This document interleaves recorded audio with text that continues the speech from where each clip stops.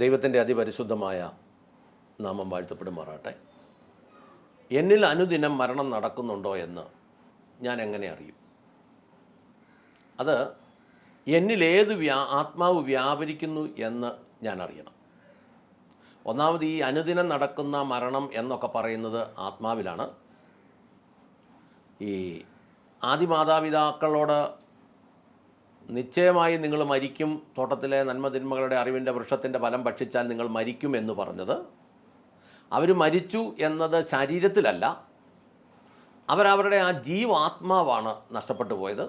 ജീവനുണ്ടായിരുന്നു.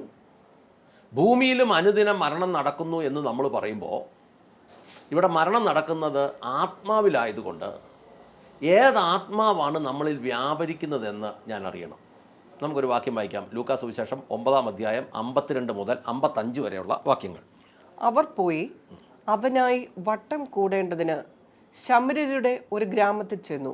എന്നാൽ അവൻ യെരുശലേമിലേക്ക് പോകുവാൻ ഭാവിച്ചിരിക്കയാൽ അവർ അവനെ കൈക്കൊണ്ടില്ല.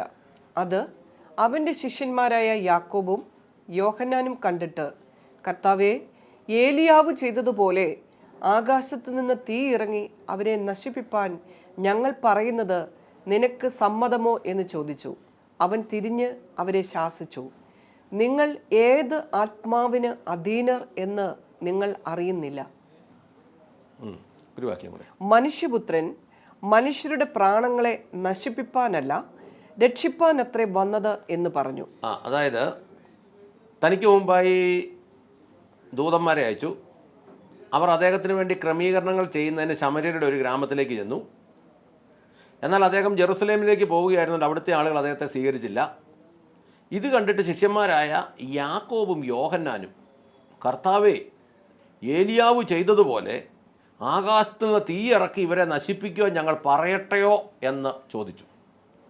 എന്നാൽ യേശു തിരിഞ്ഞ് അവരെ ശാസിച്ചിട്ട് അദ്ദേഹം പറഞ്ഞു, ഏത് തരം ആത്മാവാണ് നിങ്ങൾക്കുള്ളത് എന്ന് നിങ്ങൾ അറിയുന്നില്ല.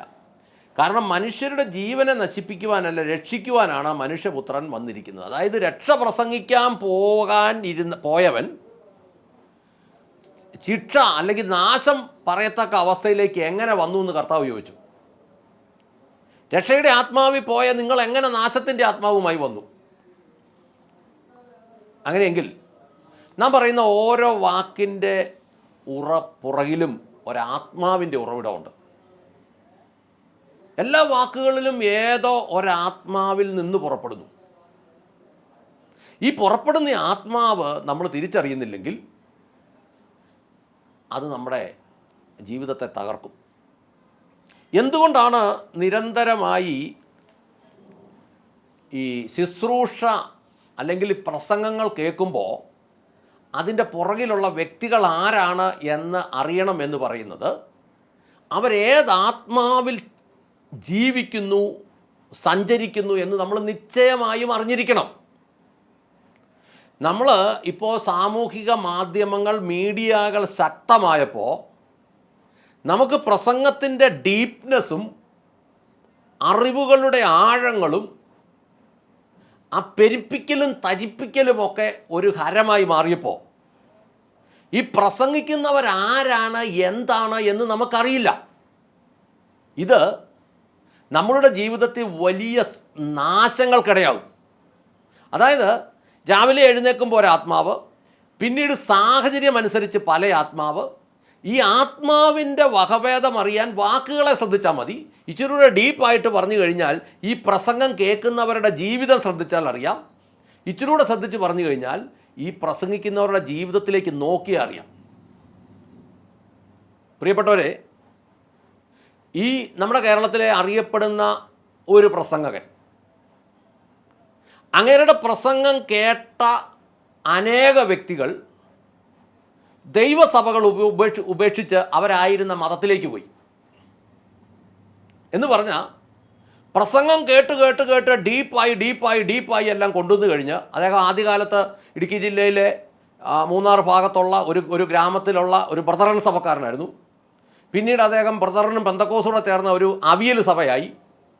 ഇപ്പോൾ പുള്ളിക്കാരൻ കേരളത്തിലെ അറിയപ്പെടുന്ന ഒരു പണ്ഡിതനായിട്ട് അറിയപ്പെടുന്നത്. പക്ഷേ നമ്മൾ നോക്കുമ്പോൾ, ഞങ്ങൾ ഈ അടുത്ത കാലത്ത് നോക്കുമ്പോൾ അദ്ദേഹത്തിൻ്റെ പ്രസംഗം സ്ഥിരമായിട്ട് കേൾക്കുന്ന പലരും ഒന്നാമത് മിക്കവരുടെ ജീവിതവും കുത്തഴിഞ്ഞ് ഒന്നുമല്ലാതായി പോവുക. രണ്ടാമത്തെ കാര്യം, അവസാനം അവരായിരുന്ന മതത്തിലേക്കൊക്കെ തിരിച്ചു കയറുക. മൂന്നാമത് ഇവർ പറയുന്നത് ആർക്കും ഉൾക്കൊള്ളാൻ മേലാത്തൊരവസ്ഥയിലാകുക. നാല്, ഇവരാരുമായിട്ടും കൂട്ടായ്മയില്ലാത്ത അവസ്ഥയിലാകുക. എല്ലാം കൂടി ഒരു സംഘം ആളുകളെ പിഴപ്പിക്കുന്ന രീതിയിലേക്ക് ആ പ്രസംഗങ്ങൾ പോവുക.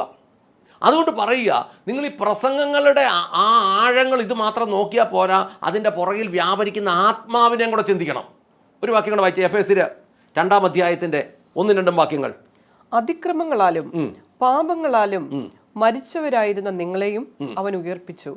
അവയിൽ നിങ്ങൾ മുൻപേ ഈ ലോകത്തിന്റെ കാലഗതിയെയും ആകാശത്തിലെ അധികാരത്തിനും അനുസരണക്കേടിന്റെ മക്കളിൽ ഇപ്പോൾ വ്യാപരിക്കുന്ന ആത്മാവിനും അധിപതിയായവനെയും അനുസരിച്ചും നടന്നു. ഇപ്പോൾ വ്യാപരിക്കുന്ന ആത്മാവിനെ, അതായത് അതിക്രമങ്ങളിലും പാപങ്ങളിലൂടെ മനുഷ്യൻ പോകുന്നത് കൊണ്ട് നമ്മൾ ഈ കാര്യം പറയുന്ന സമയത്ത് പോലും ആകാശമണ്ഡലത്തിൽ നിന്ന് മനുഷ്യനെ റിമോട്ട് ചെയ്യുന്നു.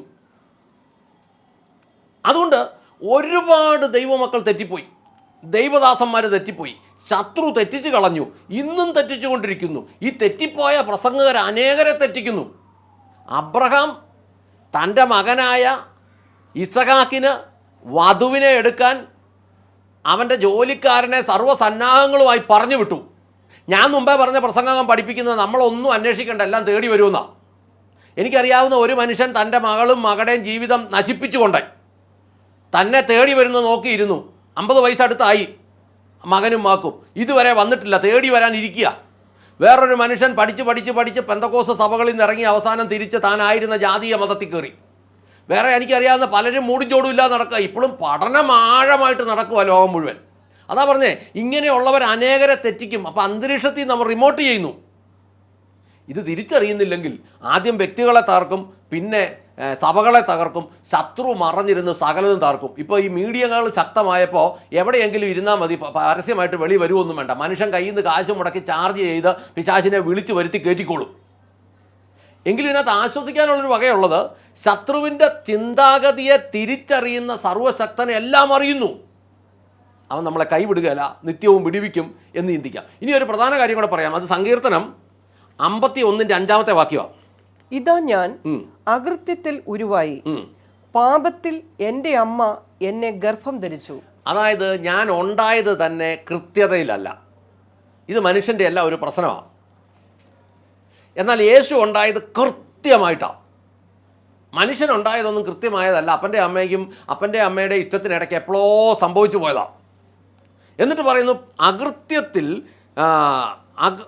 പാപത്തിൽ എൻ്റെ അമ്മ എന്നെ ഗർഭം ധരിച്ചു. അമ്മ ഗർഭം ധരിച്ചതും പാപത്തിലാണ്. അതുകൊണ്ട് തന്നെ എനിക്ക് പ്രശ്നമുണ്ട്.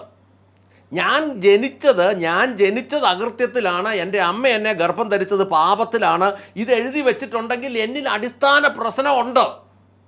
ഈ അടിസ്ഥാന പ്രശ്നമുള്ള ഞാൻ നിങ്ങളോട് ഒന്ന് പറയട്ടെ, എന്നെ ശ്രദ്ധിക്കുന്നവരോട് ചോദിക്കട്ടെ. ഈ നമ്മുടെ ജീവിതത്തിൻ്റെ ഏറ്റവും പ്രധാനപ്പെട്ട കാര്യങ്ങൾ തിരുവചനത്തിൽ പറയുന്ന അക്ഷരികമായി മത്തായി, മർക്കോസ്, ലൂക്കോസ്, യോഹന്നാൻ 4 സുവിശേഷങ്ങളിലാണ്. കാരണം കർത്താവാണ് മാതൃക, പൗലോസ് ഒന്നുമല്ല മാതൃക. ലേഖനങ്ങൾ എഴുതി വെച്ച പൗലോസ് അല്ല നമ്മുടെ മാതൃക, ലേഖനങ്ങളും അല്ല മാതൃക. മാതൃക അടിസ്ഥാനപരമായി സുവിശേഷം തന്നെയാണ്. ഈ സുവിശേഷം എത്ര ലളിതമായി എഴുതി വച്ചിരിക്കുന്നു.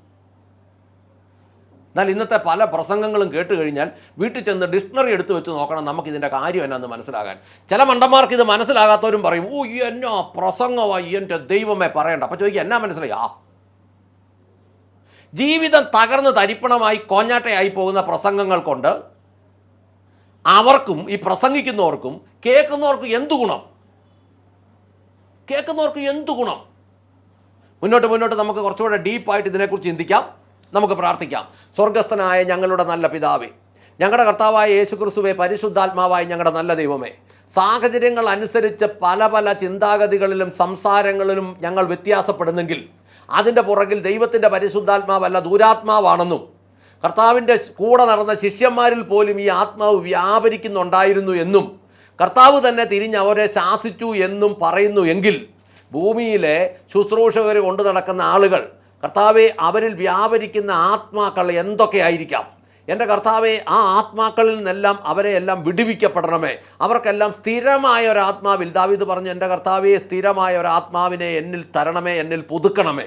അങ്ങനെ സ്ഥിരമായി ദൈവത്തിൻ്റെ പരിശുദ്ധാത്മാവിൽ വചനത്തിൽ ചിന്തിച്ച് വ്യാപരിച്ച് യാത്ര ചെയ്യുവാൻ, അങ്ങനെ തന്നെ ആയിരിക്കുവാൻ, ഒരു മനുഷ്യരെ ശത്രുവായി കാണാതിരിപ്പാൻ അനുഗ്രഹിക്കണമേ എന്ന് പ്രാർത്ഥിക്കുന്നു.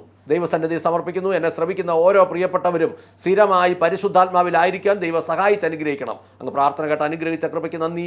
യേശു ക്രിസ്തുവിൻ്റെ ധന്യമുള്ള നാമത്തിൽ തന്നെ. ആമേൻ, ആമേൻ, ആമേൻ.